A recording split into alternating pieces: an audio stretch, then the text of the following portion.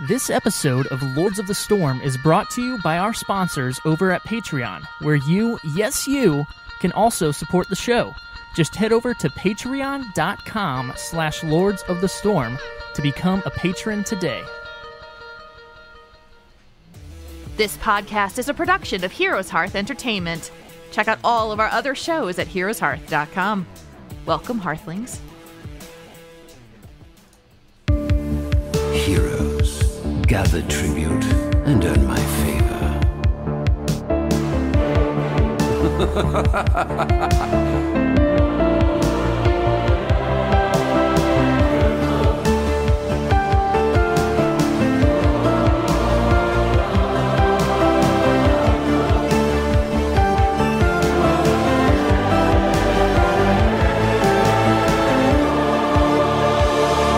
What do you say?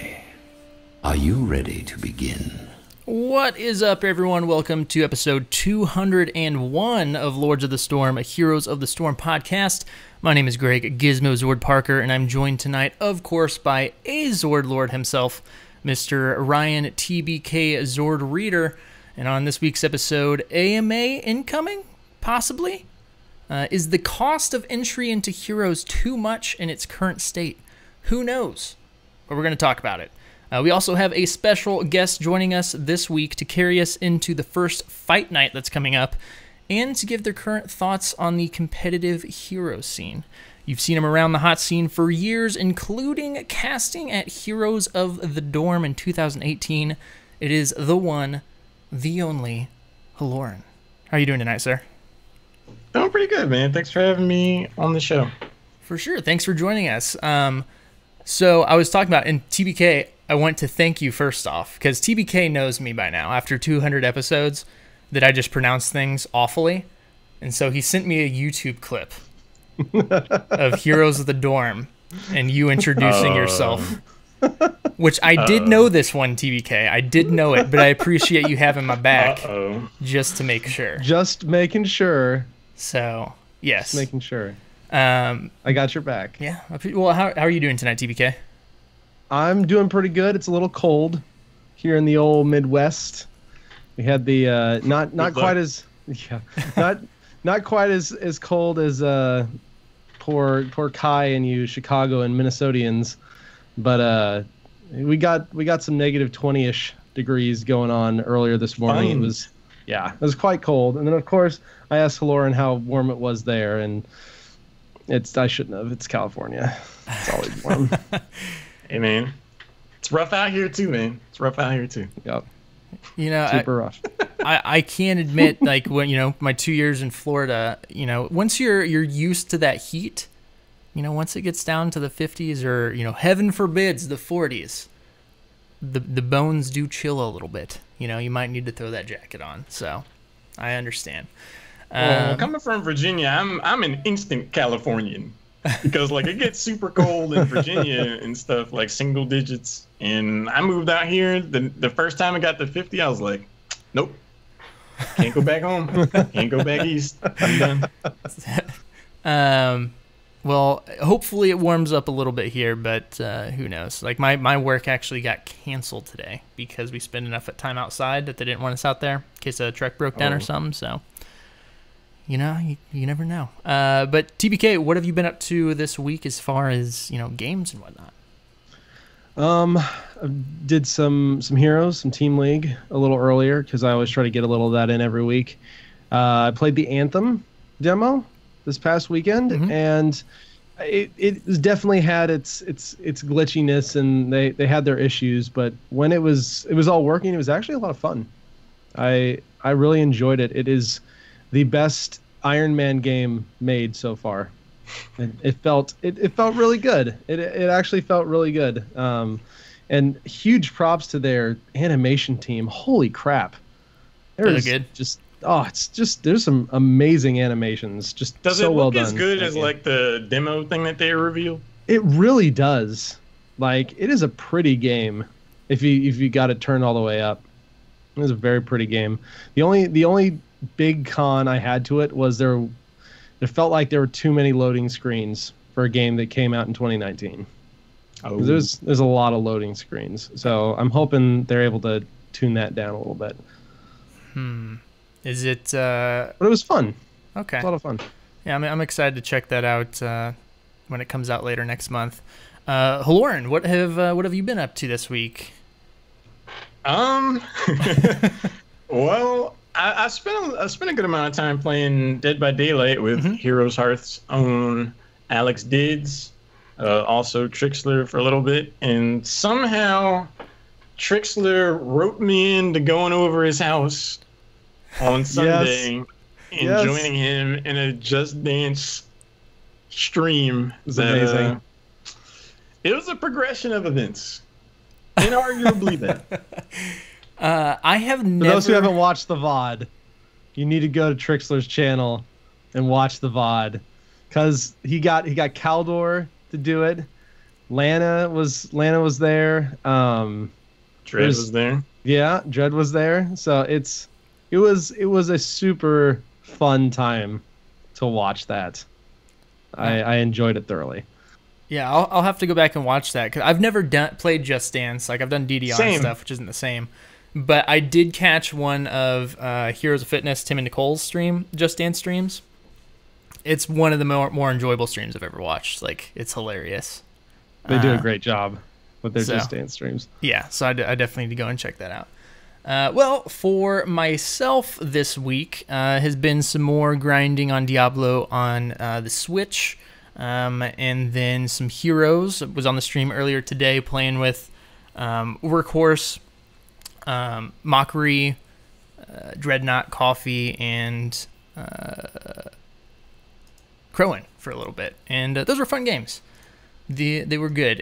Those games are interesting for me because obviously a majority of those people are much higher level skill than me, and whenever you're in a full group now in Team League, the way the rules work is if you're in a full pre-made group, it goes based off the highest MMR.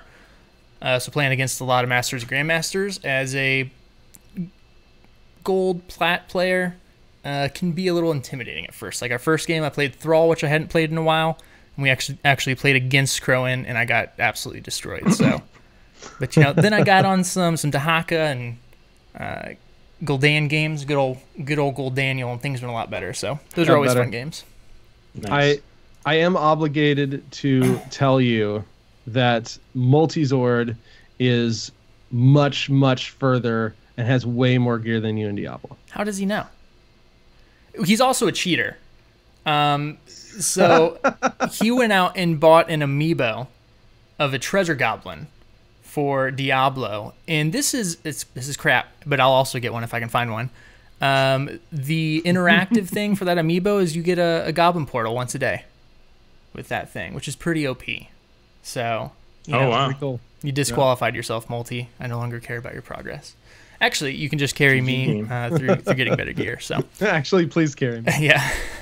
But yeah, the Heroes games today were a lot of fun. The Ready Up stream is always fun to be a part of and just fun to watch. So hopefully you guys enjoyed today. But we do have Heroes and good stuff to talk about. So let's go ahead and hop on into the news.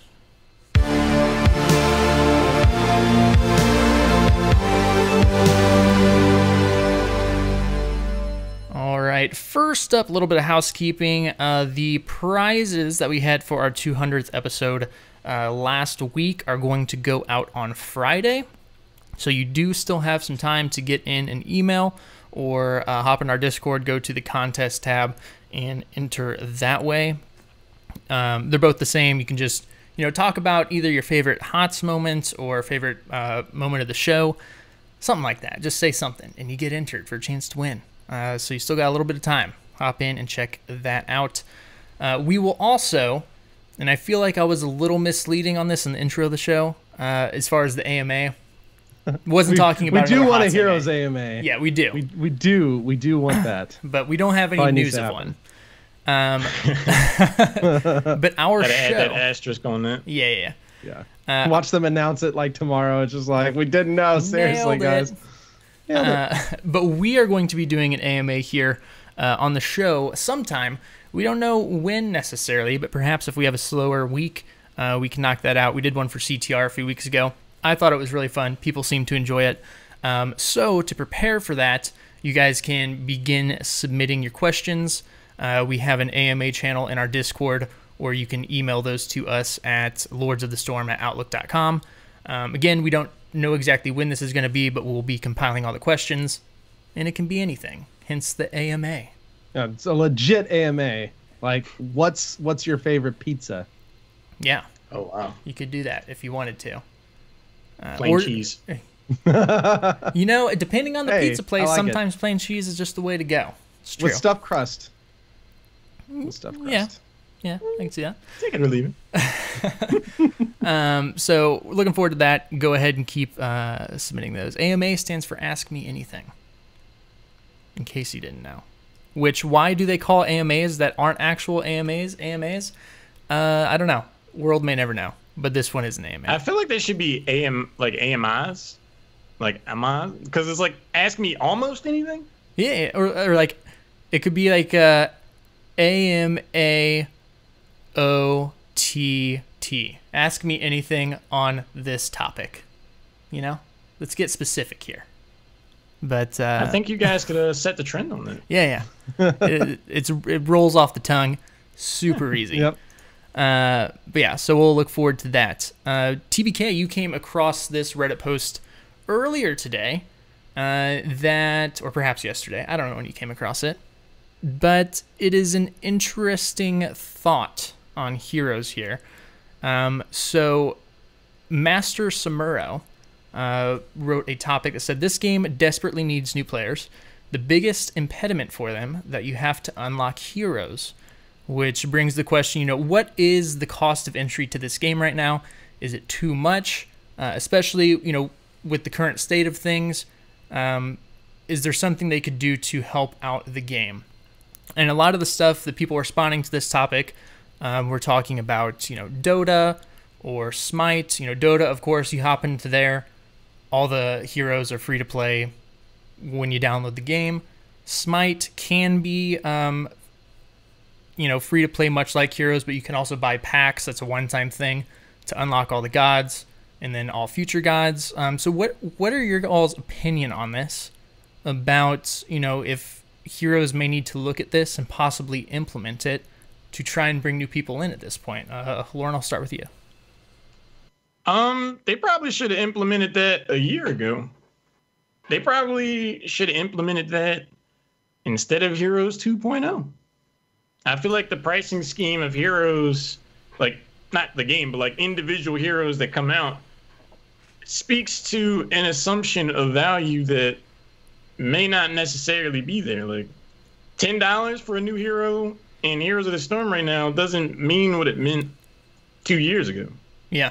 So I definitely think they should rethink the valuation of all that, making them all free. Returning to a model where it's like, hey, I like this specific skin. I can buy it for $2-3.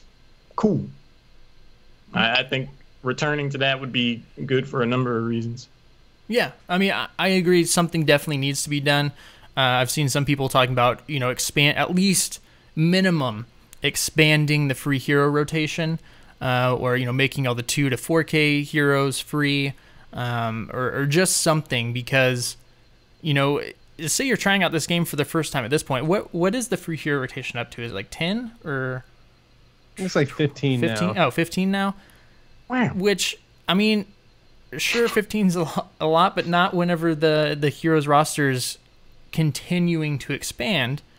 Say and they change every week. Yeah, they change it every week. Thing. And like, say somebody hops in this game to try it out, check it out, and none of those 15 heroes that are currently on the free rotation match that person's playstyle or interest them whatsoever. The chances of them coming back to check out the game another week, to where it's still about 15% of the heroes that are in the game that they can play. It's not the greatest feel there when you're trying to introduce the new player. So TBK, what are your thoughts? No, I completely agree. I think.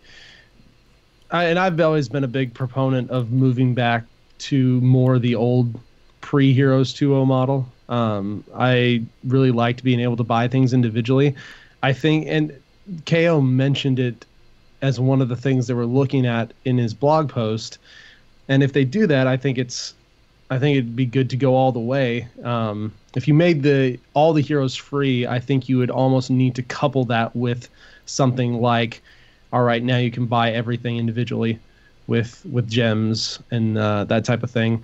You could also go the smite route, where it's, okay, you pay one base price if you want to, and you unlock everything and all future heroes, which is how Smite does it. So way long ago, like two plus years ago, I spent $30 and I bought the God Pack, and now anytime I go back, I get the hankering to play Smite. I go back, I have everything unlocked. And so I think that's another very legitimate, viable way for them to do it too, is say, all right, guys, one time fee. The game's free to play, one-time fee, you get all the heroes and all future heroes. Boom. And then you can buy any skins you want individually with gems. Yeah. But I think the new player experience right now is fairly poor, because like you're saying, it's 15. Yeah, there's 15 heroes on the rotation, but depending on how expensive they are or how much they are or how well you jive with them, if you don't find one you want the first week you play as a new person, what are you going to do? You're just going to keep coming back. There's probably less and less of a chance you'll keep coming back to continue to try out the free rotations. If you find one you want, it's a 10,000 gold hero. May take a little while to get 10k gold, especially without a stim pack. A boost, sir. A boost. Yeah. I'm still they just recently changed that on me. I've been used to stim pack for a long time. But yeah, especially if you don't have a boost. Gold can take a little while to get sometimes. So, and then it goes off a rotation the next week, and it's just like, well, I like that guy. I can't get him yet. Yeah. So I don't know. I don't want to plop down $10, and like you said, $10 for one hero just doesn't mean what it used to. It just feels so expensive now. Yeah, it is true. And I think for me, it's hard. Like if I'm trying to look at it from a Blizzard standpoint, well, I guess this wouldn't be a Blizzard standpoint, because I don't have the information they have as far as, what are people spending on cosmetics of this game, what they think people would spend on cosmetics in this game if they did switch to free to play.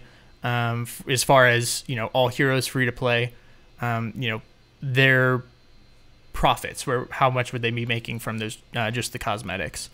But the one thing I'll say about games that have all the heroes unlocked, and I have the God Pass in Smite, I have it for Battle Right. When I take breaks from those games and I come back and the roster's double the size of what it was, it is actually almost intimidating trying to hop back into that, because I have such a large option of heroes to choose from, and I don't really know where to start. And I don't know if that, that could be a just me thing. But so I think the free hero rotation can help out there, which is kind of why I lean towards at least expanding it by, quite a bit. Because if you're still rotating it, like if people like a hero, then most likely they will end up purchasing that hero so they can play that hero at any point they want. But yeah, it's hard to tell. And I see someone in chat, talking about how League does it the way Heroes does it, as far as, with the free hero rotation and stuff. But, with this certain conversation, League is a very, very, very established game that is not trying to bring new players in. That game's not going anywhere. So they also, their model works great for them. Arguably, I think their cosmetics are real expensive, even compared to Heroes. So, but it's an interesting thought, and I know they've been talking about changing up the store potentially. So, who knows where it'll go? But we hope to find out some of that stuff fairly soon. Yeah, that'd be nice.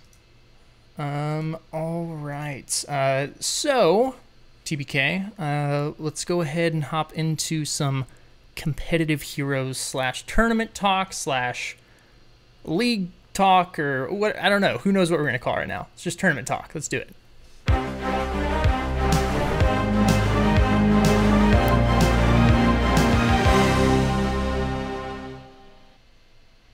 All right.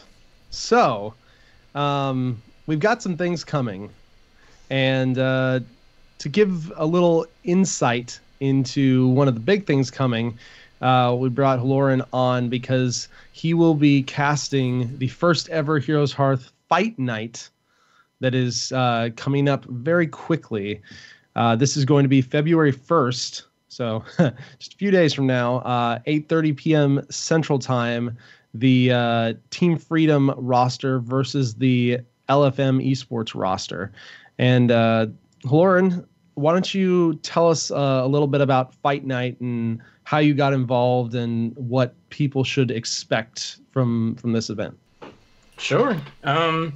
It's kind of funny how I did get involved with this. So at the past BlizzCon, I was talking with Workhorse at like one of the after parties, and he was like, I got an idea I want to run by. It was like something we've been thinking about for a while, but we're not too sure like how you know, I don't know. So I was like, all right, yeah, lay it on me. So he explains the concept of Fight Night to me where, you know, it's kind of like a grudge match, you know, teams kind of like develop these rivalries, and then there's like a bounty and stuff, and kind of generates, you know, bits and things for the teams. And it was like a King of the Hill type of thing, to where the winner stays, and then another team challenges them effectively, and it kind of becomes this King of the Ring style thing. And I was like, that sounds like it'd be a ton of fun. Like, are you kidding me? And then like right after we were talking about that, Alex came over, and Workhorse was like, he likes the idea, and Alex, like, his face lights up. He's like, oh, like the Fight Night thing. I'm like, okay, yeah. So it's really exciting to see stuff like that build up. I think the community could use something like that. I also think that it's something that's very much a love letter for the community and the competitive players, because the existing community will have the context to know who Team Freedom is. Like, you know, even if you're new to Heroes, you may not have the full understanding of the weight behind everything, but you can definitely appreciate the concept of rivalries and things forming like that. So I think the community is really going to appreciate what Fight Night aims to do. Yeah, I was talking last week, you know, my thoughts on it is just like the fact that it is, you know, a team wins, they get the bounty, the decision of like them taking that or putting it on the stakes for the next week, like the game show-ness of it, like a deal or no deal type thing, and then, you know, the storytelling that can come from this type of thing, you know, to build those rivalries and stuff like that are just, I think, a lot better and easier to do than, you know, say the way that HGC was currently set up last year, with the games going all day, you know, every weekend for 3 days. Like a single 5 game set every other week, like that is the perfect amount of heroes to be able to sit down and watch and not feel overwhelmed by it. So I'm super stoked about it. Are you and J-How is actually going to be the other caster of this. Are you looking forward to getting to cast with him again? Because I know you got to cast with him some, but you didn't get to really do it on a regular basis. Yeah, we definitely never got to do it on a regular basis. Yeah, like I actually hang out with J-How on a pretty regular, with a certain level of consistency, like every week or so. So we always get to hang out and just kind of laugh and joke around about stuff. But it is always fun to get to cast with him. He was the first person I got to cast something in the HGC with, and he's a really good friend of mine. One of the reasons why I wanted to move out here, so it felt like poetic, I guess you could say.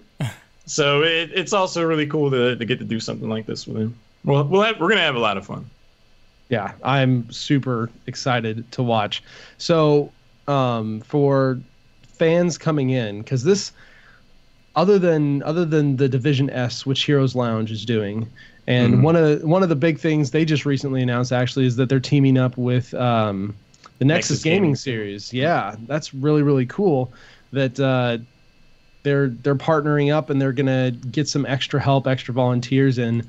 But apart from that, no one has really seen what I guess I would call legitimate competitive heroes since the HGC finals in November. And now we're actually bringing back 2 actual HGC competitive teams. What should people be expecting, do you think, from this matchup? Do you think are they gonna go hardcore? Do you think it's gonna be like just fun, wacky drafts? I mean, there hasn't been a pro meta for months now. So, what are your thoughts on that? I think it's going to be the Wild West to start things out. The pro players haven't had a reason to really keep their skills sharp, to have an understanding of the meta or what the meta could be on the forefront. There effectively, in my opinion, isn't a meta, because professional play kind of dictated the course of all that. Like, Psalm has a beast mode Kerrigan game going into BlizzCon. You queue up in Hero League, running into Kerrigan all the time. So without that sort of, guiding light, it's going to be real interesting. We might see like some meme compositions at first, but I think over the course of subsequent episodes, as the bounty starts to go up and things start to get a little more grudge-like, you will start to see some more serious play where it's like, ha ha ha, but I'm actually trying to win. So yeah. Do you think this is something, I mean, just as a whole, the community needs? They need this pro scene to kind of, I guess, lead the way into what is top tier play, what is top tier meta?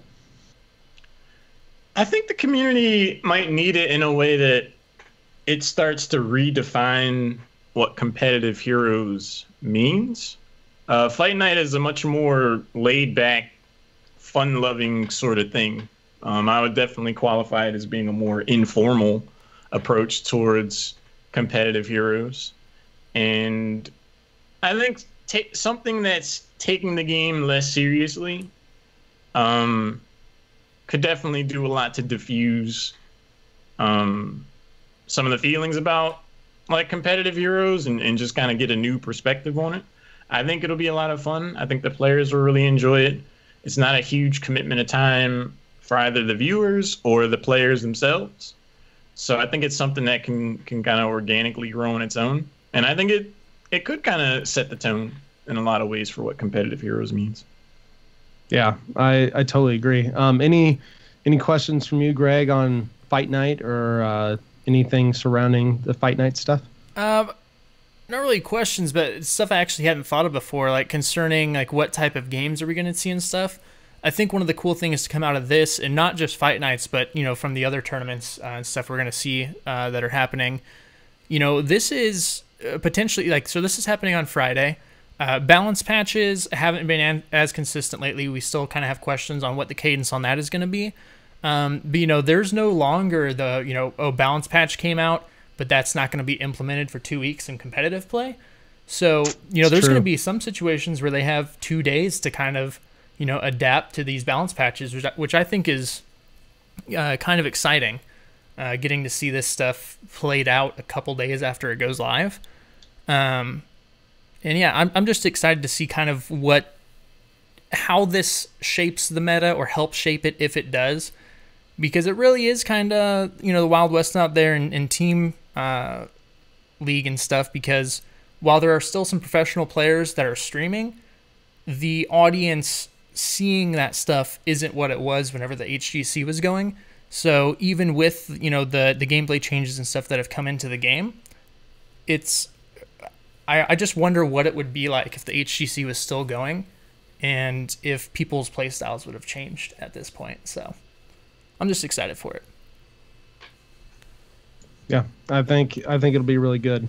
And so I guess now kind of transitioning into things, you're in a very I guess unique spot in the community compared to almost in a lot of ways along with some of the other casters, the pro players.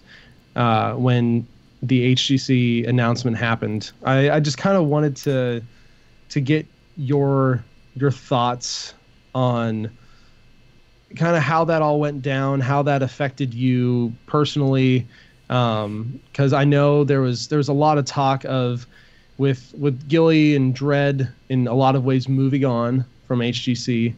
There was a lot of talk of you, but a lot of speculation of you moving in and filling one of those gaps full time for the 2019 season.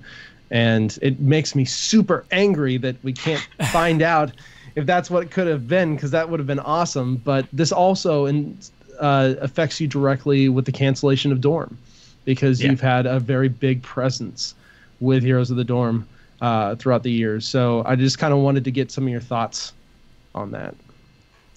How much time you got?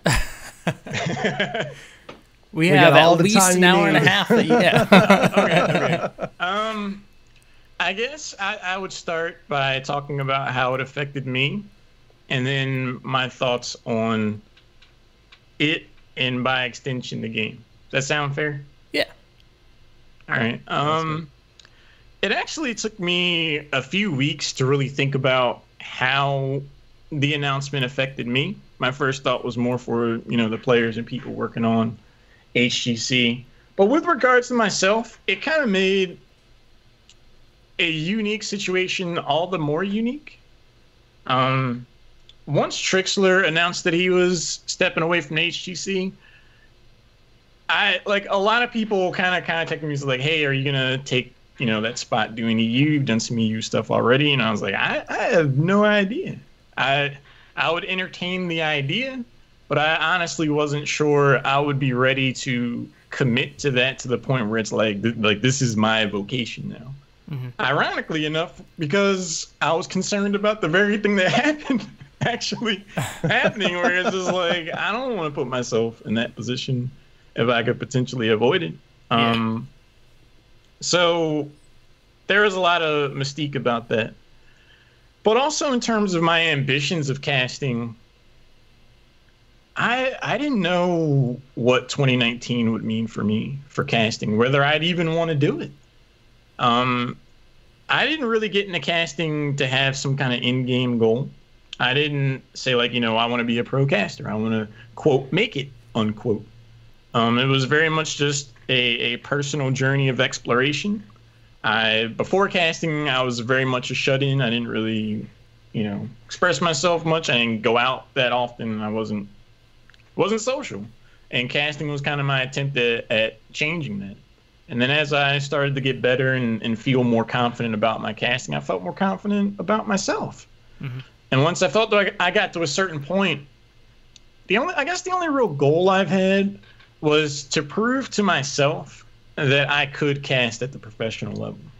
And I think with doing Heroes of the Dorm last year, doing Western Clash, filling in for Trixler, and feeling surprisingly comfortable doing it, because I was pretty nervous going in, I feel like I hit those check boxes. And the main thing I was looking to get out of casting, like personal development, I got.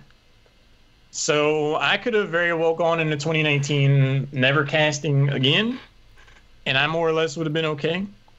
I think, it's in my DNA enough now to where I'd want to do it, but I never necessarily felt like I was shortchanged, because my ambition wasn't to make it into the HGC. I think if there was an HGC, I have no ego about it, but I'd be kind of shocked if I wasn't involved in the HGC, with Gilly and Trixler saying that they weren't going to be in it. We would be shocked too. Yeah, I feel like I can say that pretty confidently, but no one ever officially contacted me or anything about that. If anyone was ever wondering, I had no idea. But again, it did feel like one of those things where it's like, I would be pretty surprised if it didn't happen. So I feel like I kind of went into the announcement personally, like, I had already kind of closed the book in a way on casting, or at least I like I said, I got what I wanted out of it. The personal development. As far as how I view it happening, thought a lot about how I would like frame this answer.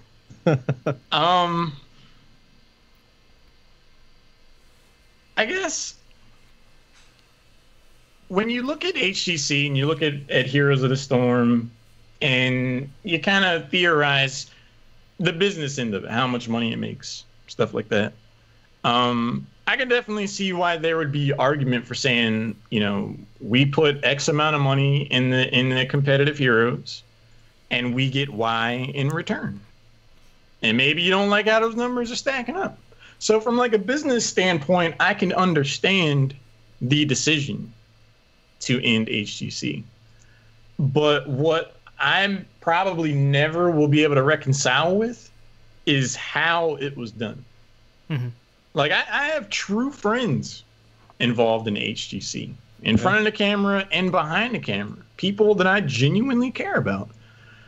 And for these people to feel a measure of certainty, to be assured to a certain extent that their financial security would actually be secure, only to find out days before Christmas that actually, no, you're not. And you just like, and they just find out about it over an email and a blog post.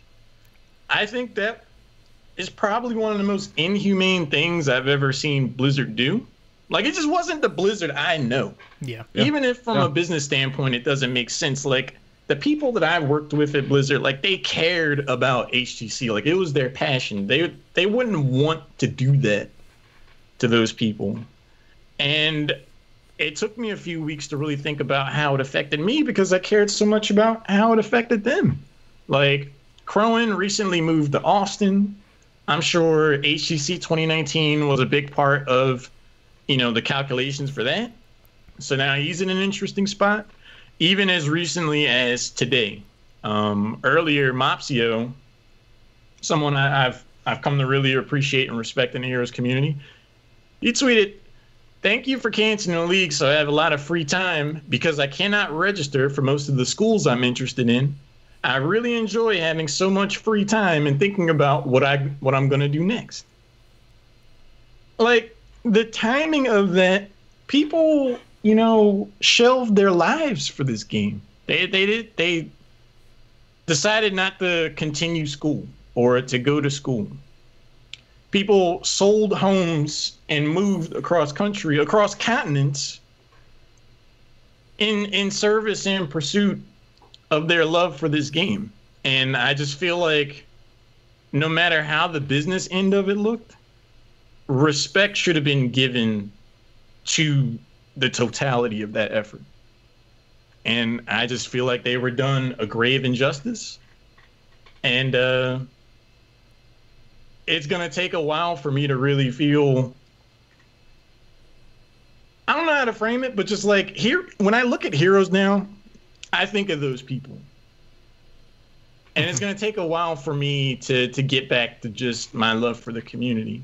Because I just feel like they got wronged. And I hate the position that they've been put in.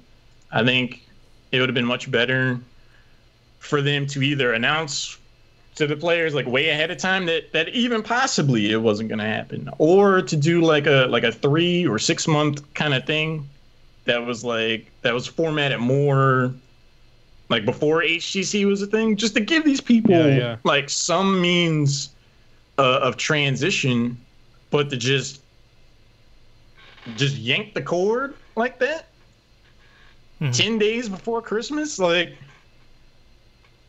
I have a hard time looking past it. It really affected me. Yeah, I think that's what we kept coming back to, because, you know, obviously, you know, we were covering, you know, our speculation on it whenever it still wasn't announced, and I think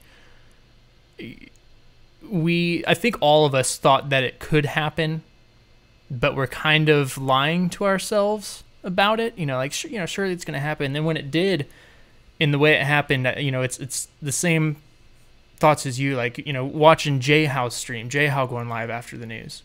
You know, guy was on his honeymoon whenever he found out he didn't have a job anymore.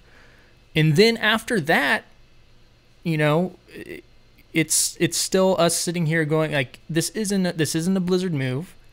You know, not the Blizzard that I have loved everything they have done game-wise and community-wise for the over 10 years I've been playing their games. And then, you know, we were, I think, expecting something else to come out, some sort of announcement, something to help those people, or just anything really. And there was nothing else really after the KO post that came like a day or two after the initial one. Mm-hmm. You know, there's literally been nothing since. Like, that was it. It was just done.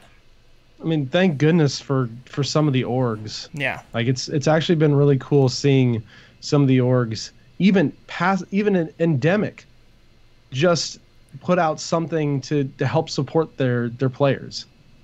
Like, past Simplicity did quite a bit of stuff. I mean, it's been really cool because, and you can go back maybe, you know, 10 episodes or something like that and hear us get super emotional about it, because I mean, it affected all of us deeply. A lot of us have friends in the caster and the Heroes community and the pro community. I mean, and to be completely honest, full disclosure, like I still enjoy playing Heroes, but every time I open it up and every time I play, there's always that hanging over. It just dampens it a little bit. I literally cannot enjoy Heroes as much as I used to.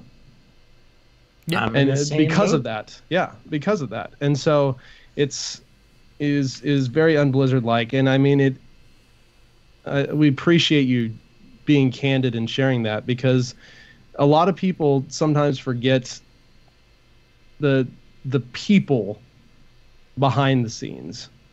A lot of the front focus was, you know, the pro players, the casters. I was talking to Jay how the day it happened, and it just broke my heart.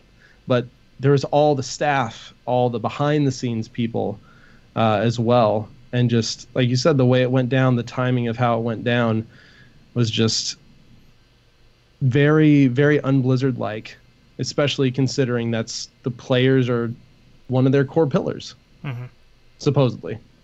And so not seeing any sort of compensation or even attempt to help was very odd, and it definitely put a damper on things. So I mean, it's good to hear that coming from you, because I think that's something people do need to hear, is how this has affected things, and not just the game's not going to get as much support, and we're not going to get a pro scene from Blizzard in 2019. Yeah. And well, I was worried about like going into this subject, because I'm an honest person. Like, I'm not really one to sugarcoat things or anything. I feel like my feelings about it are pretty plain, but people kind of see me as this chill, positive, like happy-go-lucky kind of person. So I thought it might be a little jarring to hear me talk about something like that. But the only reason why I'm positive and outgoing and whatnot is because of my love for the community. So when I see things that are done that damages the community, it's hard to be rosy and positive about it. Like, it's affected the entire game. Like, not just the HCC, but like you were pointing out to earlier, the viewership of Heroes of the Storm before that announcement was X, and right now it's X minus Y. So all of my friends that are streamers that rely on that aspect of Heroes in terms of content creation, it's just so bewildering to me that Blizzard would shake gasoline out onto the bridge, spark a match, and torch like their relationship with so many esports organizations and content creators. Yeah. Like, they didn't just burn a bridge. They first said, hey, everyone go over to this side of the bridge. And then they burnt the bridge. Like, right. It's just like, it's crazy to me to think that a company of any stature would interact with the likes of Fnatic, Tempo Storm, Dignitas, in a way that strings them along and then just yanks the carpet out from under. To the point where Endemic does have to try to support their players. Simplicity signs contracts with players, you know, based off the good faith of Blizzard's reputation. We see how that pans out. Then people that like worked at least 6 months straight to make it into the Pro League. Imagine the emotional duress. I felt so bad to go through all teams. that. Side esports, these protagonists, people love to see them play. They work hard. Because keep in mind, like, these players worked conservatively 6 to 12 hours a day on sharpening their craft. So to take all that effort and just send out an email and say, hey, like, we're not doing it anymore, actually, so thanks. I just, it hits me to the core, and it just, it just hurts. It doesn't, not necessarily for me, but like for the people that I care about. And for anyone listening to the stream and wondering kind of why we're going back on this topic, because, you know, we did talk about it in length, the weeks and stuff that it was going on. You know, I do find it very intriguing and helpful and stuff, and, you know, seeing Halorin's point of view on it, of somebody who had worked in that scene and, you know, obviously was close with a lot of people who worked in that scene. And I also just, I don't mind coming back to it because of how crappy it was that it happened. You know, maybe you were starting to forget that this happened in Heroes of the Storm. We're not going to let you forget right now. I mean, honestly, it's a permanent mark on the game. It is. It's a permanent part of the game's history now. And like Lauren was saying, there's a dozen ways they could have gone about it better. A dozen ways they could have done it to not hurt the community and the pro scene as much, but they chose the bridge burn. They chose the bridge burn. Yeah. The very bottom of the like, how much PR backlash are we going to get list? This was on the top of of that list, and that was the one they went to. And then it also just happened to be right before Christmas, which made it that much kick in the pants. That much worse. Yeah, not only just right before Christmas, like obviously that's a big one, but just before, you know, a new semester of school's going to start, a ton of stuff around that part of day or part of the year. So people aren't really hiring around then like that. If you know, the avenue is to try to find a normal job. But the saddest irony of it all to me is that from a raw business perspective, granted, I don't have business experience, but I feel like it's an extremely short-sighted decision. Like, yeah, you're saving money by not doing HGC, but I would argue the potential amount of money that they lose on how this has affected their reputation is going to be a lot more than what it would have cost to run HGC. Yeah, because anyone that plays Heroes, they're like, wow, like, I don't know how much I want to continue to invest in this game. I mean, in one post, the makers of the game say there's no more competitive Heroes and we're taking developers off. Okay. You look at it from an esports perspective, they got Overwatch League. If I'm a team that's prospectively thinking about like getting involved in Overwatch League, I look at what happened with Heroes and I'm like, oh, if I play World of Warcraft, I'll look across the aisle and see how Heroes of the Storm is treated and be like, this company's going in a new direction. So when these new games come out that the developers were pulled from, no matter how excited I may or may not be about the game, there's going to be a serious part of me that remembers this, and it's like, well, how much time do I seriously want to invest if how Blizzard as a company and entity feels about the human beings involved in the community enough to, you know, do what they did to the HGC? days before Christmas, like I would just be extremely tentative. I think a lot of people would feel the same way. Yeah. So they've just invited an unnecessary measure of skepticism and a potential perception of just no sincerity. For everything. Right. Yeah. For everything to do. You know, it's not just like the big organizations like Dignitas or Tempo Storm or stuff either who have, you know, questions and concerns, I'm sure, for other Blizzard games that they're involved in. But, you know, even like Endemic, for instance, I don't know a ton about Endemic. I believe that's one Paul George started and owns. I don't know if they're involved in more esports now or if Heroes was kind of their first step into that. But like, you know, that has a potential to become a large organization being backed by a professional NBA player, you know, and stuff. The money's there. For him, instantly, if I was him, like, I don't even look at Blizzard anymore. There are plenty of other esports out there that if I want to invest in, I'm going to go that direction. So if I've put 20 million in the Overwatch League, I'm like, nothing feels safe. Yeah. And I don't know how you would be able to quantify the amount of potential dollars lost in that, but I feel confident that whatever that number ends up being over the next 10 years would easily dwarf the amount of money they'd lose on HGC, or even just some shortened thing to express a measure of compassion and gratitude towards the people that have committed their lives to the game. Just give them an off-ramp of sorts to find the next chapter in their lives. Yeah.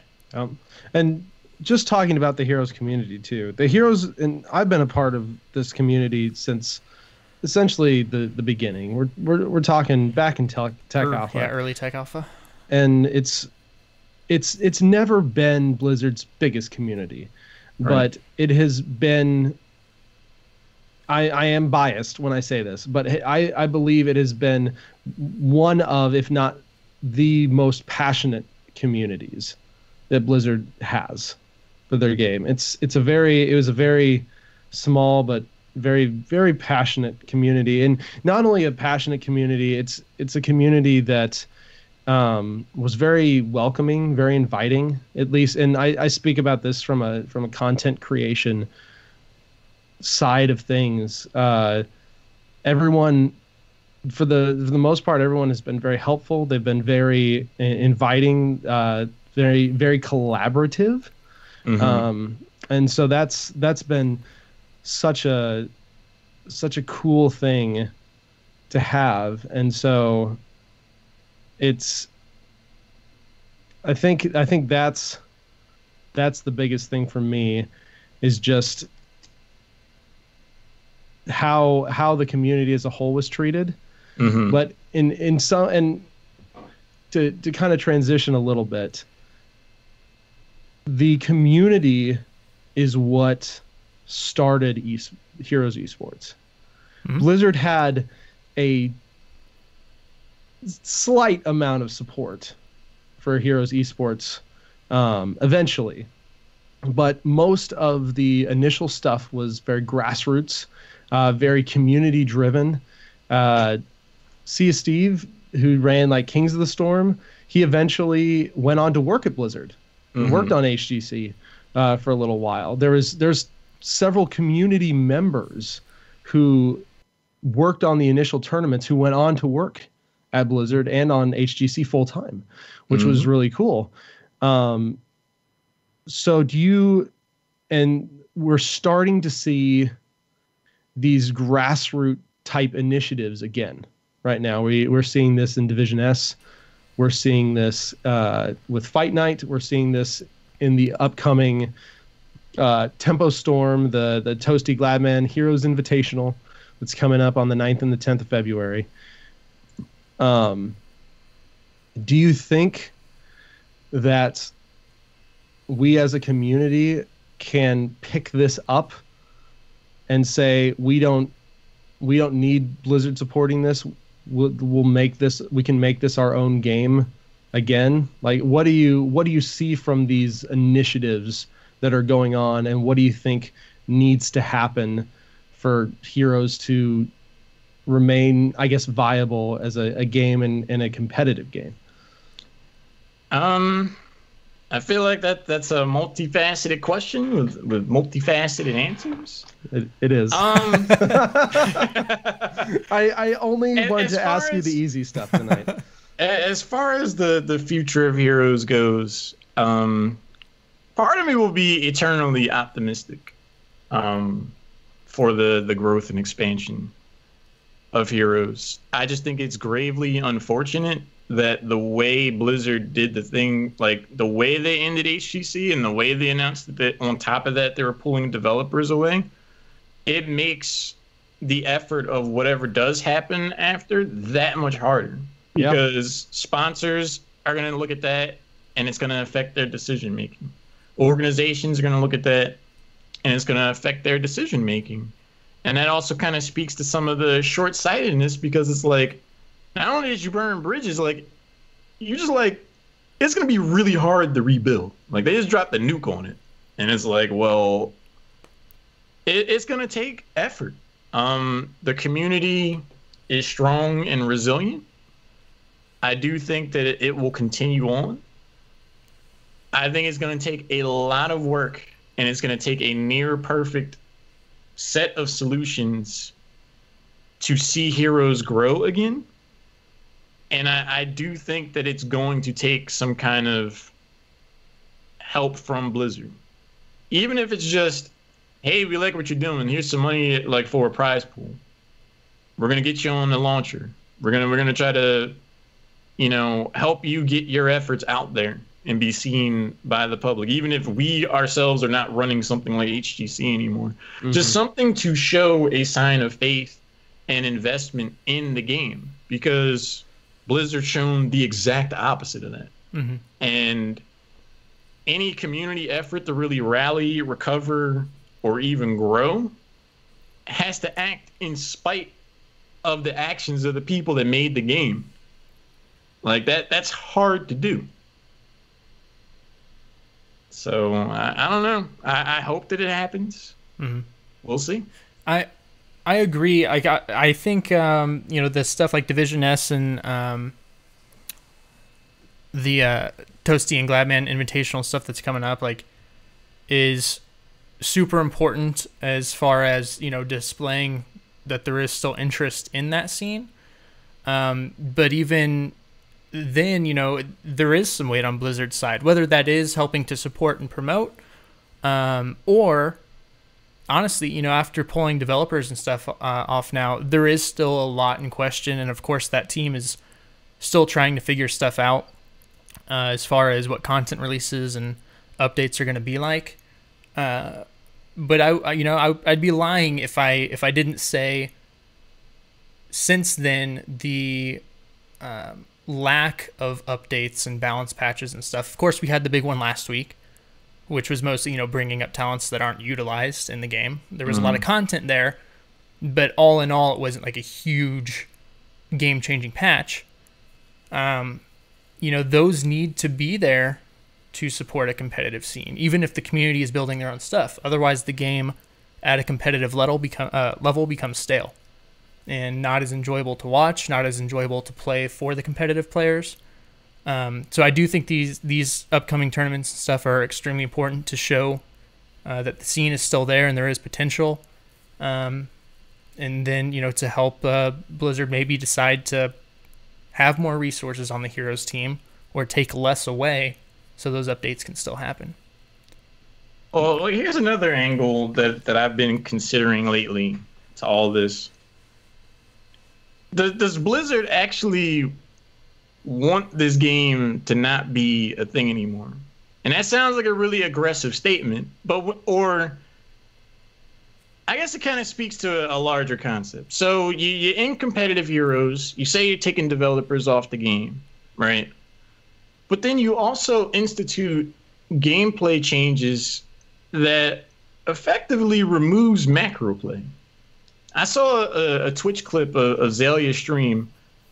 Oh, and in 25 minutes, his team had 5 takedowns. The enemy team had 45.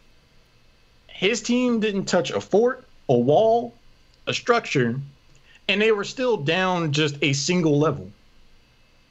So I submit to you, like, even if there was an HGC this year, how compelling could it really be when the game, from a functional and design standpoint, is just hard geared towards being casual? Yeah, and that's a hard thing to tell because we haven't seen, and we were, again, talking about this stuff last week as far as the gameplay changes.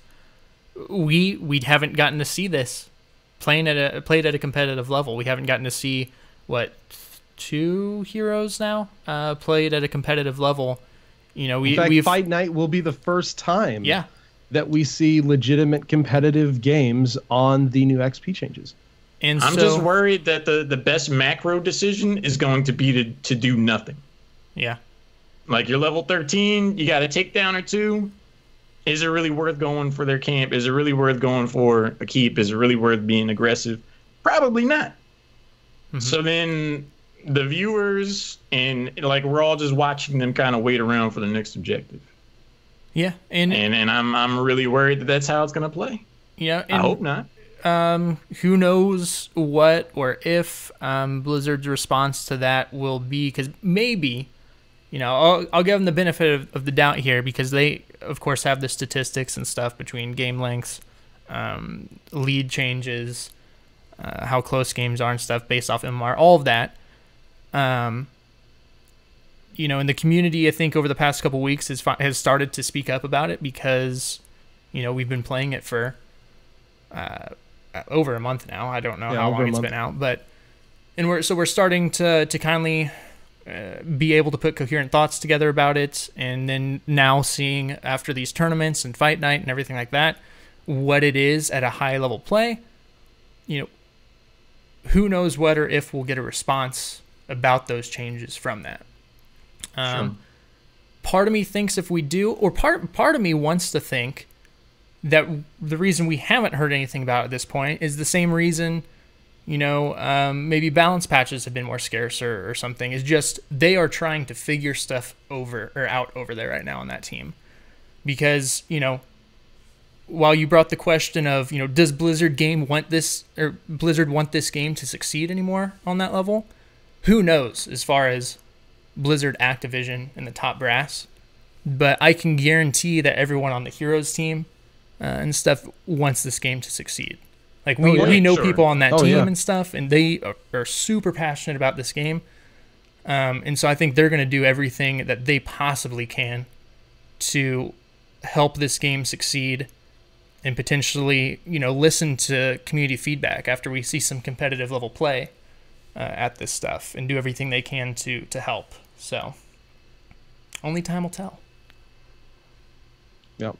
This invites something. Now, this is probably a curveball and not necessarily on the agenda of the podcast, but you guys, having seen every chapter in stage of Heroes of the Storm, I want to run a perspective by you and gauge your opinion.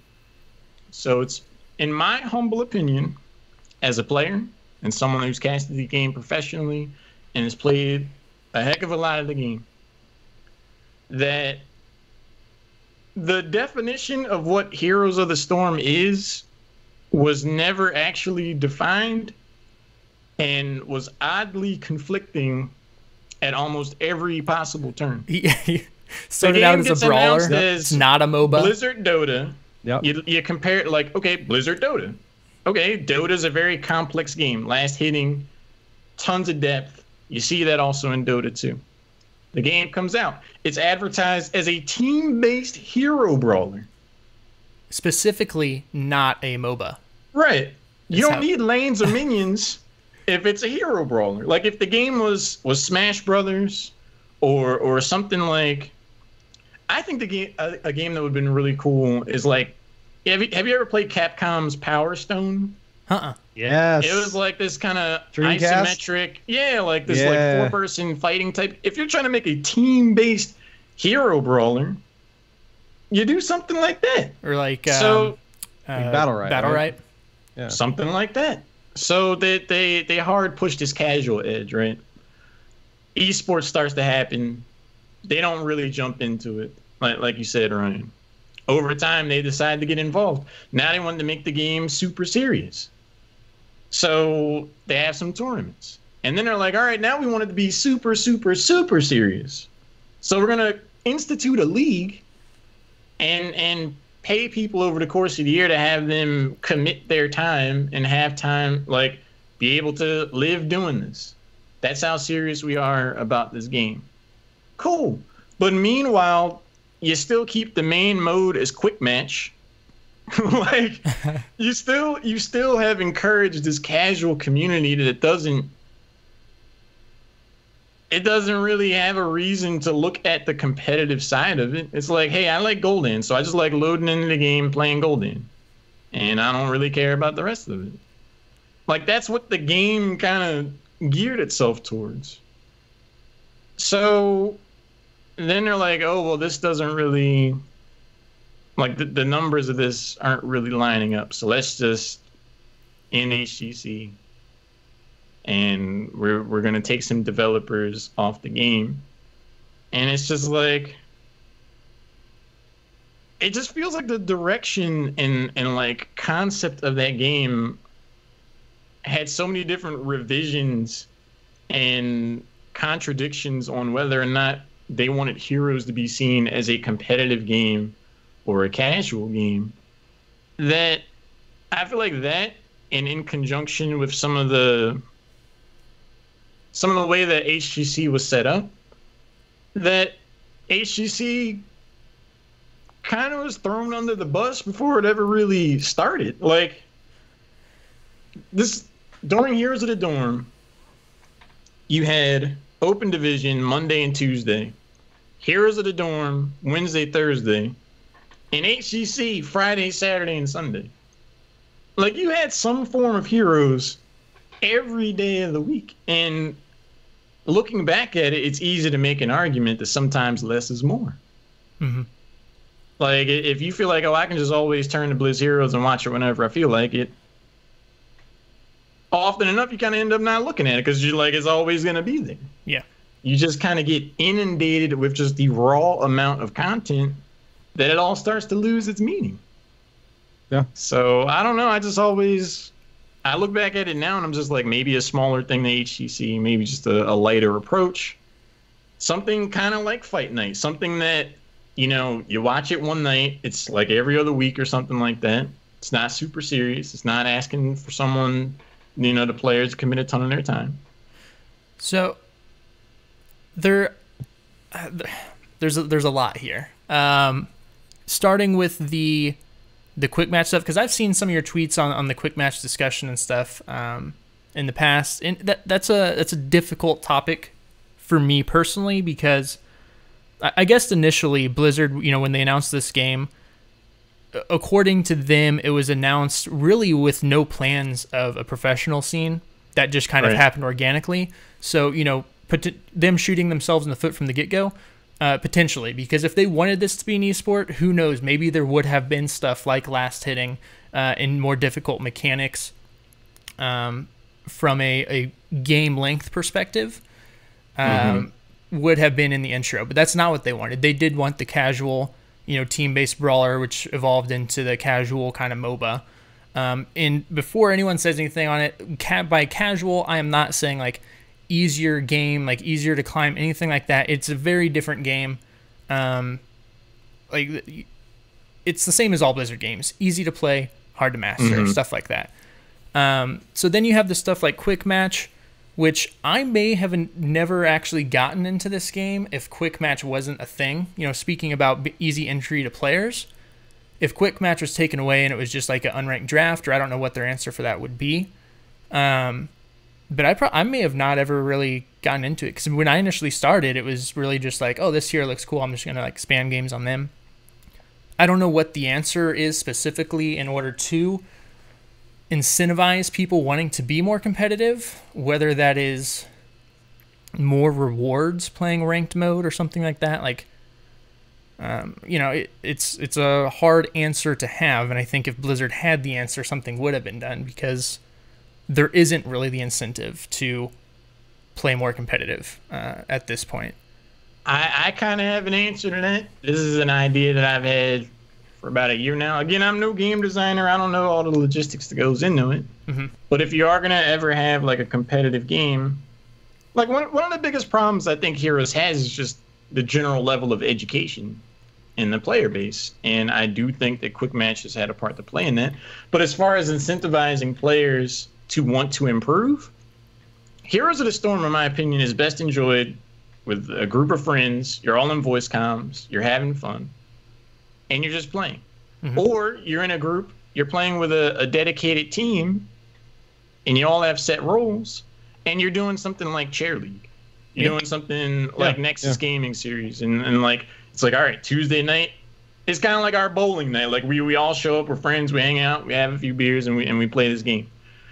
Put something like that in the game, like in the actual client, like a season of Hero League. Like instead of Hero League, it's like create a team, and you're gonna get scheduled against these other players. You need to show up, like make it an actual thing with standings. Make it something that people want to care about. And it's like if you win your conference or your bracket or whatever, you get these skins. You go to a certain level, you start to win money. Like that's how you have open division. Yeah. Well, so it's like I just feel like you add that to the game, and people will want to actually get better at the game. When HGC was first announced and stuff, we had talked about having a tournament mode like implemented into the game so many times. And my actual idea about it was kind of going back to how when Team League was first initiated and having to build the team with, I think it had 7 or 8 spots on the roster, and then playing through the seasons, and that actually becoming the open division, to where those teams are then invited to to play in the Crucible, the top teams. So I can see that, and I do like that. I do agree with that, for sure. I just think it kind of speaks to the contradiction in direction, because like that's not a new concept, like having tournaments in the game and like kind of incentivizing higher levels of play. But rather than engineer that, they throw in pool party. Like they start making like brawls that are just by design casual. Hey, that pool party was dope though. So while fun, it's just the game was, in my opinion, was never really large enough, or isn't large enough to really try to grab at all these different elements. So I'm not surprised to see HCC kind of go away in some form. I'm sure they were like, we probably generate more money off of the casual players rather than the competitive players. So goodbye competitive. Now we make the game super easy to play. Now you're down 40 takedowns and you're still only down a level. Like, I don't know. It's really interesting. I was actually having this conversation with someone a few days ago. Heroes, and being someone who's seen the entire evolution of the game, for the most part, Heroes was never built to be competitive. Heroes was a StarCraft mod. Heroes, and it shows just by the fact of how long it took to get bans in, how long it took to get tournaments in custom game, how long it took to get swaps, which we still don't even have in the main game. I think the writing is all over the wall that this game was never built to be high level competitive. And I think that really goes to what you were talking about, and how the game was, in a lot of ways, probably forced to be something that it wasn't originally intended to be. And because of that, we have this now weird amalgamation of things where it is casual hardcore, and it was pushed that direction because of the competitive scene. But now that the competitive scene has been pulled away, we are left with this weird hybrid of casual and competitive again. And it was never meant to be that. It was always meant to be a casual game. And like Greg said, that's not necessarily a bad thing. There's a ton of really fun, quote unquote, casual games. Heroes as a whole is very deep. Like, you can get very good. I mean, you're not going to stand out like in League, but people like Rich showed us that you can be a master of something and pull ridiculous things off if you know how to play the game. But that's not the point. The point was the game was never... the game had that potential, but it was never meant to make that its primary mode, I guess. And so I think that's probably one of the biggest problems along the evolution of Heroes, and why things are like they are, is because it was never meant to be kind of what it is now. And to make it what it is now, there was a lot of development shift and focus onto band-aiding competitiveness into the game. And I just want to point out, I don't dislike Pool Party. I'm just saying that the hate in the chat. The engineering efforts that are available to the game get split and forked into these two different directions, and it's like they try to be a jack of all trades and master of none, when we see now that that really wasn't a sustainable model. Yeah. So it's like, if you are going to try to do competitive, like, make it a core part of the game. But if you don't want to do that because the game was never designed to be that, then I feel like you shouldn't go all in and make a league like that. Yeah, and it's different for, like, you know, say League of Legends right now, they have a bunch of different brawl type game modes that pop up and stuff now. But the difference there, again, is that is a very established game with a very large and known player base. So, joining a well-established genre of games behind already, just because there are two juggernauts in this genre, it is difficult whenever you're splitting your player base like that. Well, most likely what probably should have happened, and again, hindsight, of course, is 2020, but most likely what should have happened is the League for Heroes probably shouldn't have existed for another 2 or 3 years. Agree. Yeah.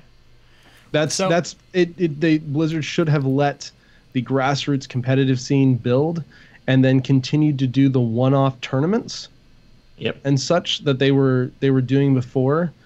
And I kind of want to make comparisons to Overwatch League. It's not quite the same thing, because Overwatch has such a massive player base, but in some ways you can make the comparison of they threw money at it to make it work, right?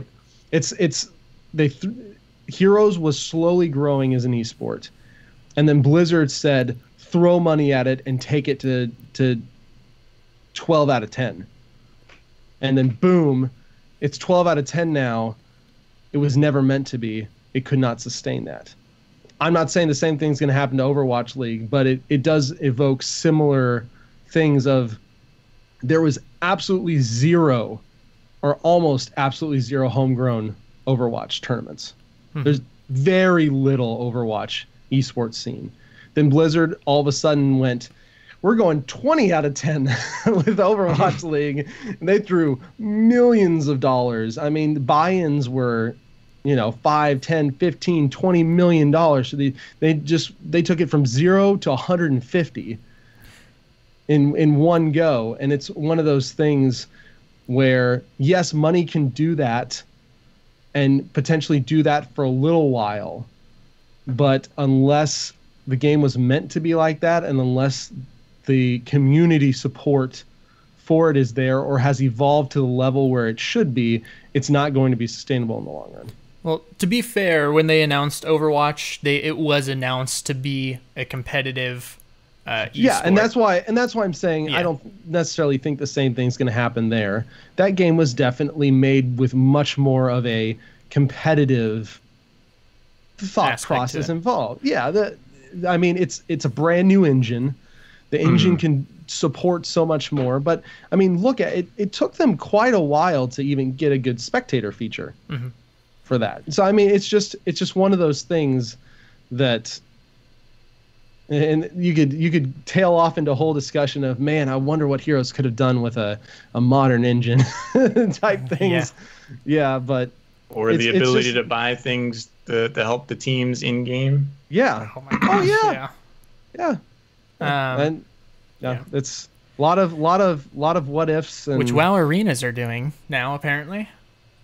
Yeah, made me a little mad. So I want to make some talk about the HGC a little bit and some of the issues and missteps I think that were made there. So since the HGC has been gone, I have been watching. It started up this last week. LCS, the North American League of Legends Championship, and being able to kind of compare, because I think whenever the HGC was initially announced, we were all obviously super stoked for it and stuff about, being able to watch Heroes every weekend, because before we just had those, sparse tournaments and stuff.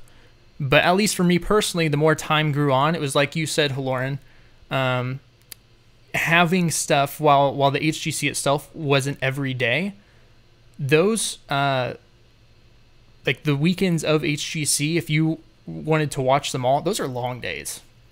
Yep. Best of threes.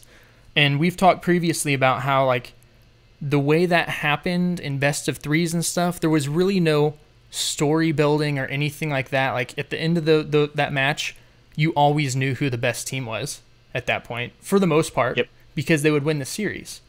And how, people had thrown around, like, maybe do a best of two. That way there can still be a winner, or it may be a tie. And that makes it super exciting for the next time these teams face off. And then really, like, there was just the gameplay. There was nothing other than that as far as, like, who are these players? Who are these teams? Why should I care about them?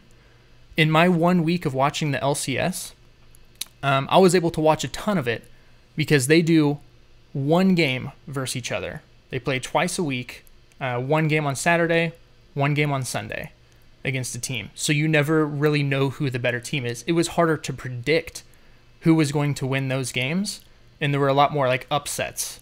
And then after that was over, they have like a Sports Center type talk show and stuff where, they have guys come in the studio, they sit down, they're asking questions, they're playing games with them, like, how well do you know your teammate? They're going to do a Scion like speed run leaderboard that they're going to do every week, where it's like a little mini game they get up and play to see who has the best stuff. Like, I feel like I learned more about those two players after watching 1 weekend of LCS than I did about players in the HGC, unless, like, we have had them on the show before and talked to them and interacted with them at BlizzCon. Like, I know more about those players from one weekend, and it was easier to watch and easier to consume. Granted, they've been doing it a lot longer, but, maybe it is that the HGC needed more time to develop and look at things, and it's just, it's sad. I agree with the lion's share then. I feel like the most competitive or the most compelling competitive Heroes that's ever been are the 2 mid-season brawls. And what format did they have? Best of twos, where if a team split, it creates uncertainty in what's going to happen next time they run into each other. But with the HGC format, I feel like there were a number of things that I personally would have done different. For one, I'll always feel like a nimbler approach to esports in general for Heroes would have been the better way to go. When you have these entrenched leagues, you have some of the stuff that was happening where players and teams, it just felt like they were just there to collect the paycheck. Like, the competitive integrity of the game started to suffer. Because it was just like, I just need to make 6th place, and then I'll stay in the league. And I don't really have any ambition on doing anything more than that. That's how it felt for a number of the teams in North America and EU to me. And as far as oversaturation goes, if you saw the 7th and 8th seed teams play each other, you're like most people are like, All right, Tempo Storm waiting room. Like they don't really care about those games. It's like the college bowl games a lot. Unless you're a fan of those teams, like most of the bowl games, people aren't watching. But on the other end of it, it's like if the 1st and 8th seeds are going to play and one team is 7-0 and the other team is 0-7, it's just like, I already know how that's going to go. Like, I don't need to sit there and watch that for an hour and a half. Like, I don't need a best of 5 to tell me that this team is going to be better than the other team. So it just kind of psychologically on a subconscious level encourages the viewer to not bother watching. Because, like, most weekends, especially towards, like, the back end of 2018, you could look at the schedule and with probably 78% accuracy be able to tell who's going to win. And probably with a 40% accuracy of how many games it was going to be. Mm-hmm. Like, all right, that's going to be a 3-1. That's a 3-0. That could probably go to game 5, but that team's going to win. And you'd probably be right about 2 out of 3 of them. Because the players just didn't seem to be that invested. And there's so much content to absorb that you just understand the totality of these teams to where you're just like, you can just simulation run those games. Like, I already know how they're going to go. You know what I mean? Like, I don't know. I just feel like there was just too much. No, I'd agree with that. But yeah, and I think it's worth mentioning up here. We also feel we are very honest on this show and not apologists at all. And so, especially since the news dropped, like we've had some heavier episodes, but we will continue to say, and I know Multi's not here, and I'm going to speak for him, so sorry, Multi. But from the 3 of us and stuff, like continuing to do this podcast, we are obviously still huge fans of this game and love this game, and are going to continue to do the podcast as long as we can. But there are going to be these times where we're down and have an opinion, and that is because we love this game so much. Yeah, I think we would do it. It's one of those things. I've definitely been accused of being a very positive person, which is usually not a bad thing. But there are times when, especially since the announcement, I've just gotten hit real hard, and it's just like I'm just mad. Yeah, just angry. It was a real kick in the gut, and it's one of those things where we're not going to shy away from it when we need to. It was a thing that affected a lot of us, and it's something that will continue to affect things going forward. Mm-hmm. In a lot of ways, especially if Blizzard decides to do anything else. And I do want to confirm TBK is a very positive person. Very positive. Like whenever there was the lull, like between the HGC news, it had gotten to the point, week after week that went by in our group chat and stuff. It's like, I'm starting to get angry and I'm starting to want to talk about stuff. Multi's starting to get angry, and TBK is like, hey, like, yeah, it's like, but we don't know anything yet. And then it finally got to, like, I think the week before it was announced, TBK was finally like, all right, I can't hold my tongue anymore. We're doing it this week. We're doing this. And it's like, it's like, you guys broke TBK. You broke him. It was a very sad, sad time. It's one of those things where I'm definitely not all doom and gloom. I'm still playing. I still can enjoy the game. I still have people that I play with. But Blizzard, everything is on Blizzard right now to earn my trust back and get me back to the level of enjoyment and the amount of time played that I had before the announcement. Mm-hmm. And before the XP changes. Yeah, I'm in a very similar boat. Yeah, just to be honest. Mm-hmm. And I think any I won't say any, but I think most, if not all, people who are involved with this game in like a content creation level in one way or another would agree in the same way. Like, we still love this game, still love playing it, but there is that cloud that takes some of that enjoyment out of it. So Black Cat in chat said, if Division S or other league and tournaments are going to succeed in the wake of HGC, the production is going to have to heavy focus on pre- and post-game analysis and interviews and lots of player and team spotlights. You can't just have a bunch of random names or teams as the only identifier if you want viewers and fans. Yes and no. These things are, like, we're not picking up where the HGC left off. We're not a multi-billion, like, these organizations and stuff aren't multi-billion dollar organizations. All that stuff takes money, and that's kind of the stuff we were talking about of, like, you know, just throwing money at it does not make things work. The quality, I think, yeah, you know, needs to be good, but we're starting from ground zero here.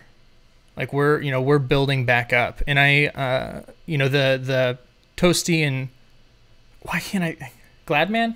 Toasty and Gladman. Gosh, I can't. That is being, from what I understand, produced at the Tempo Storm Studios that are in LA, which is a huge boost to that, and awesome that Tempo Storm is doing that. But it is going to be an uphill battle for sure. I think I would agree on. We are very much rebuilding from the ground up. I definitely agree that, you know, analysis is good to a point, at least. But if we were to change one thing as we rebuild, I definitely agree with putting the focus on the people.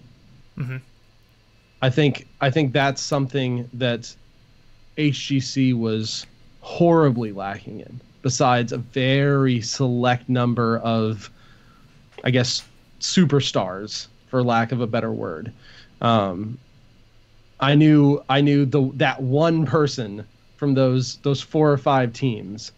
And so if we want to start out right again, the focus needs to be on the players. And I think get to know the players, help me to care about who I'm watching, because just having some good competitive heroes at the start, yeah, that's great. But then I need to, especially if and when we move into a more league-focused thing beyond these initial tournaments, and even for Division S. Division S is going to be a high-level thing that you will have to qualify to get into, and that you will have to do a crucible-type thing to knock someone out of. Mm-hmm. So if you're serious in running that, let's meet the players. Let's really get the focus on them. Help me to get to know these teams that are in this, as of now, highest level play that Heroes offers. And then I think I will care about it much more, just personally. Well, and I think the Fight Night stuff is, you know, kind of the perfect opportunity to do that type of stuff. Yeah. Where it's not as serious and you can focus more on the players. Yes. You know, and getting to know them. But, you know, while saying it is an uphill battle, at the same time, you know, we talked about this last week. I know McIntyre and Workhorse were talking about it on the stream before. Like, we don't have, as a community, Blizzard telling us what we can or cannot do as far as competitive anymore.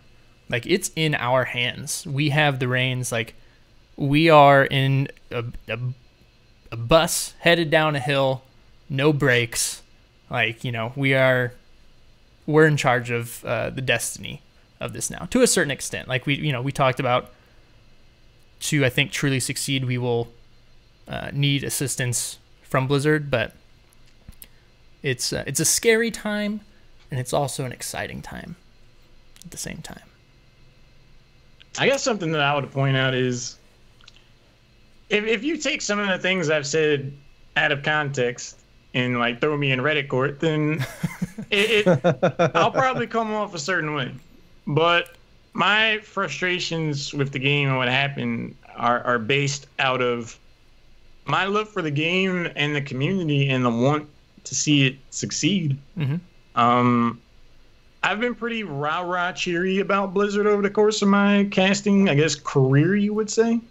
But that's just genuinely who I was, because that's how I felt. So now that I don't feel as rosy about it, it's the same honesty. It's the same genuine sincerity. It's still coming from the same place of wanting things to be positive. But it's hard to ignore the current situation. I mean, looking back, you know, I've gotten, I guess if you want to look at it quantitatively, like far casting, like getting to do professional level stuff, generating a portfolio of sorts, even though I kind of like fell into casting by accident. If my ambition was to do that, then like it could be argued that I benefited from competitive heroes as it's gotten to at a certain point in terms of how big they made HGC and how big they made Heroes of the Dorm and stuff. But I honestly would rather the game have approached esports and competitive heroes on a much smaller scale, even if it meant I didn't get the same opportunities. Because I care about the game and the community more than my own, you know, art, like, quote, professional, unquote, path. Because that's never really what it's been about for me. I'd much rather have a smaller competitive heroes scene still alive than to have 2 years of HGC and then nothing. Yeah. No, yeah. And I completely agree. I mean, it's for a real long time, like, Blizzard was my dream company to work at. And it's been awesome to work with them. Like, Bethany and the community management team on Heroes is literally subpar to none. Like, I'm involved in a lot of the Blizzard communities through Convert to Raid and stuff, and people are always talking about the Heroes of the Storm community team, regardless of if they like Heroes or not. Like, they're just knocking it out of the park. Right. But, like, from stuff like this happening, and while I still love Blizzard, I can't 100% say, you know, and be true to myself saying that is the dream place I want to work at now, with everything that's happened.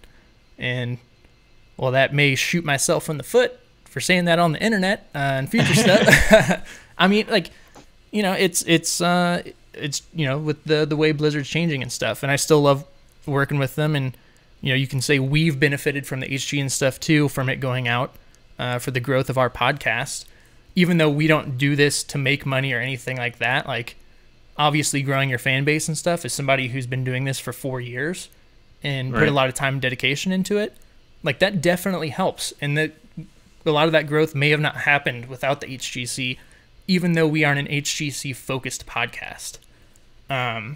So yeah, it's just it's different. So but, yeah, let's land things on a little bit of a fun note. Okay. Because we all need a little bit of fun and happiness in our life. We're all three fairly positive people.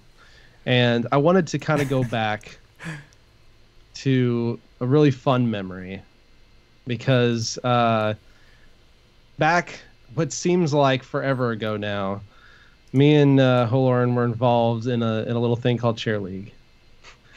And did you guys cast together, Chair League? I don't know if we ever casted together, but we casted at we both joined around the same time. Because because I casted for the first 2 or 3 seasons of Chair League. And I think I always loved watching your cast, because you almost always did them solo. And solo casting is, in my people don't understand, it is so much harder than dual casting. It is so much harder to solo cast. Like, I have huge respect for people like Caldor who solo cast and can do it very well. You solo casted, you did it very well. And it's a hard thing, because you take on the shot calling and analysis portions of it, whereas when you're duo, you can kind of split the load a little bit, which is nice. But one of the things I always remembered about your casts, and other than the ridiculous. And yes, I know several people have asked me, he is that witty. He does come up with all that crap off the top of his head. He does. I do. I get asked about that a lot. And it's like I've had so many people come ask me that he preps stuff, doesn't he? I know. I really don't. He really doesn't. I have figured out the source of my sense of humor, though. And it's from hanging out with my dad as a kid. So my parents work second shift, like 2 to 10:30. So I didn't really see them a whole lot during the week growing up. But my dad would come home on Fridays, and we would watch these cheesy action movies, like with Steven Seagal and Jean-Claude Van Damme, like Hard Target, and like where all this crazy stuff happens. Love it. And we would just try to make each other laugh. Like we would just come up with these quips and just like try to make fun of the movies and just have a good time doing that. And I really think that that's the source of my, I guess, witty. Like it feels weird to like talk about myself like that because I don't really have. It's okay. Like, I can talk about you for you. But like I never got some good one-liners, dude. I never go into a cast like ready to say specific phrases. Every now and again, like I'd watch an HG. The closest I ever would get to that, like if I was watching the HGC, like I would say something to myself that I thought was funny, and like if it came back up in my mind again later on, then sure. But it's not like I was like, oh, let me write this down. I just always kind of just organically look at each match on their own. If I had to watch this, if I had to cast the same match again like an hour later, I'd be saying different things, like whatever comes to my mind. Yeah, you can generally also tell when some of that stuff is kind of forced, but like you can tell when it's coming off the cuff or not, and those things stick. Like, what was it? First Heroes of the Dorm going ham on the core. Like you know, those things coming fast out of the moment. Like, you know, it's not easy to do, and maybe there are some people out there that do prep for like, oh, this would be really cool. Let me stick it in my pocket until the moment arises, but who knows. But no, that's really cool about you and your dad. So like you and your dad had your own little Science Mystery Theater 3000 type thing going on. Pretty much. But I think the biggest question, and this will be a real throwback to people who watched the chair league stuff, is whatever happened to the couch? Oh my god. So it's so weird and random how this kind of came about. So I've always had this idea that I wanted to have like a computer connected to a big screen TV. So I finally made this happen. I had a 70-inch TV in my house, and I put my computer on it, HDMI cable, and it just became my computer monitor. And I had a wireless mouse and keyboard, and it just felt like I was playing an arcade game whenever I'd play games, and it was really cool. And like this is way before I started casting or anything. So then once I started casting, that was the only computer that I had. So I would be casting from my couch. So then everyone, when they come, they would come and watch my stream when I was casting Chair League.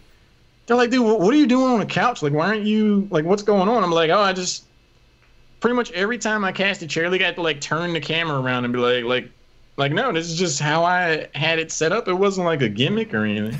It's just kind of what I was already doing, and it just was kind of there. But that couch, rip in peace. One might call it the casting couch. You know, you wouldn't be the first.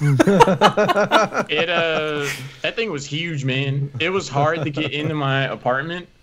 So when I moved out here to California, I moved here to California at the end of last June. Me and my sister, like, we could not get that thing out of my apartment. I kept it so long. Like, I lived in my apartment for like 8 years. I kept that same couch because I just dreaded the day I'd have to get that thing out of there. So it took me and my sister jumping on the frame to snap this thing into like 4 pieces. And we just carried it out like 2 days before I moved out of there. So that couch is Dunsky. You aren't joking. Good memories. So my parents, this is way off Heroes topic, but my parents own an estate sale business, and occasionally I'll help him out like prepping sales and stuff. And anytime there's a couch that is like it's just nasty or whatever and needs to go out, I don't know how half the time people get these couches in these houses, because we literally like I have to take like a saw to these things and just cut them up into pieces because there's no way I'm getting this thing out of the house otherwise. So like you must have understand the door struggle frame or something after you put that thing in. Yeah. It took 4 people for me to get that couch in there. It was a very I still remember how we did it because it was so elaborate. Like it's just etched in my mind that day. And I remember the moment we squeezed it through, I was just like, this thing's here until I leave. Like I just knew it's not going anywhere. I'm not throwing this thing out until I absolutely this is here now. Yeah. And it will rest in Heroes in Cherry League history for all of eternity. All of eternity. All of eternity. So let's land, and we got a little bit of community content before we wrap up. It's some fun stuff actually, and I love finding community skins because people are so freaking talented. I wish I was this talented, but I'm not artistically.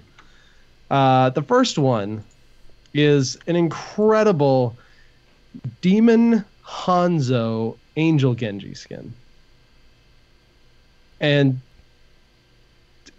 especially the Angel Genji skin is just amazing. Like, I want this, Blizzard, please. It'd be an incredible set of skins for Genji and Hanzo. And more Angel team members. It's always good because we've actually got a decent roster of Angels and Angel skins now. We have a full Angel and full Demon. You can do theme teams now, which I still haven't actually tried that. I don't know why. So that's actually pretty cool. And then secondly, we got an ETC skin. It's called the Keeper of the Grove Elite Tarn Chieftain skin. Keeper of the Groove. Well, that's the joke, right? Keeper of the Groove, but it's actually a Grove skin. It's like, Bark ETC. He's got the wooden guitar. He's got the totems and the big. What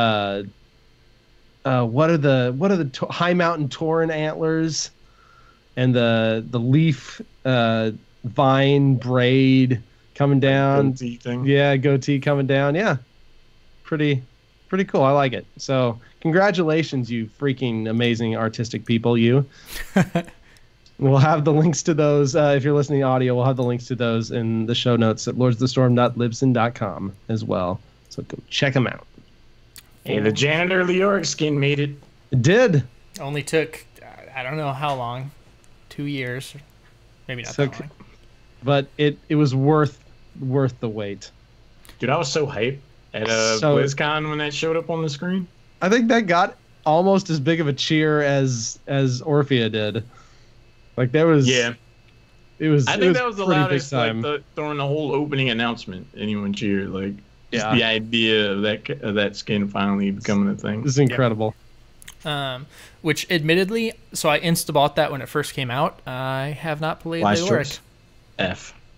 Yeah, I've never been great at Leoric, but I need to play it because of the skin.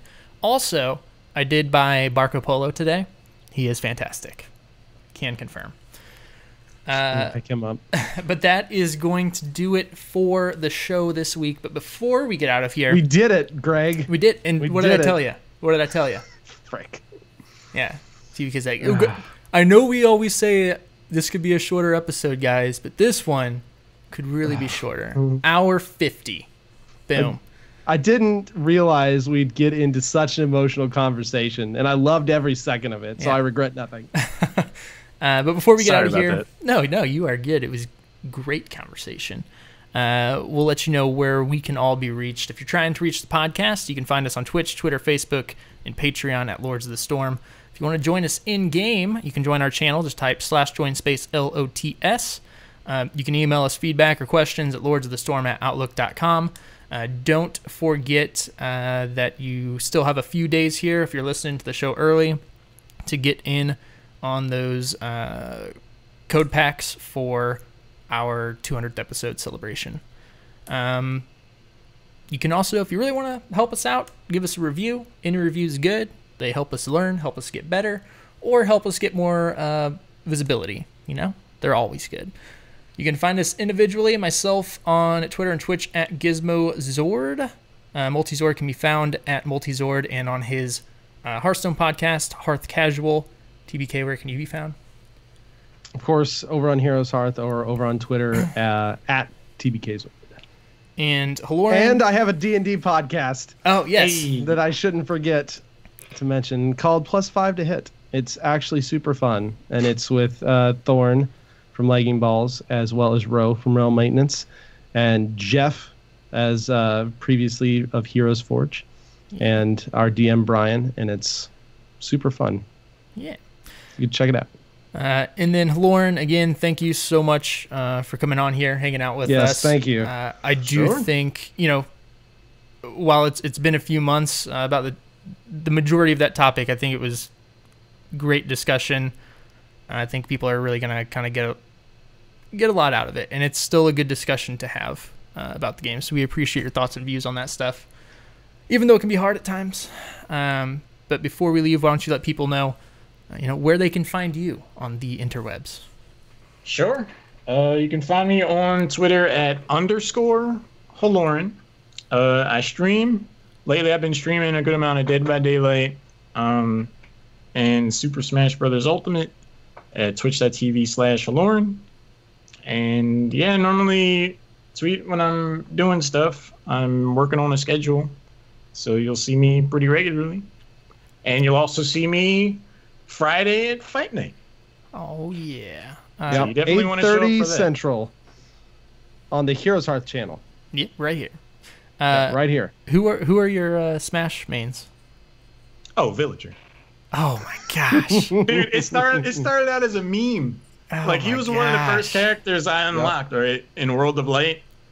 And I was like, this character's terrible. But then I figured out how to grow the tree because I never really played Villager before. I never really played Smash 4. So I was like, wait, you can cut this tree down and kill people and grow the tree and it kills people? I just had so much fun trolling people with that I just got stubborn and I was like, I need to get good with this character. and I got him in the Elite Smash today. So yeah. I'm out here doing it. Okay. And help me understand this. He can pocket items, right? Oh yeah. Oh okay. Yeah. So he can. And can he pocket projectiles? Is it just items? Oh, it's projectiles. What? Oh, so he. Yeah, so he. So it's stuff you wouldn't expect. The Zelda Phantom Knight thing that comes out. Yeah. You can pocket that. No way. Yes. How is this in live hits game? Like a truck. How is this? How are these live? That's amazing. It's broken. I've killed Zeldas at 40%. They charge the little knight thing up, and I time it right. I pocket it and throw it right back at them, and then they're just they never use it again against me. Broken. It's hilarious. Broken. That's amazing. I love it so much. All right. Well, that's going to do it. Before we get out, I want to give a special thanks to our patron producer, Ouroborosword, for helping support the show, as well as to Wicked Kitten, our mod in chat, keeping things cool. And really, just everyone who listens to our shows. For real, you guys are awesome. We love this community. Wouldn't be here if it wasn't for you guys. So keep on keeping on, and we will see you all same time, same place, right here next week, twitch.tv/HeroesHearth, 9 p.m. Central. Until then, have a good one, everyone.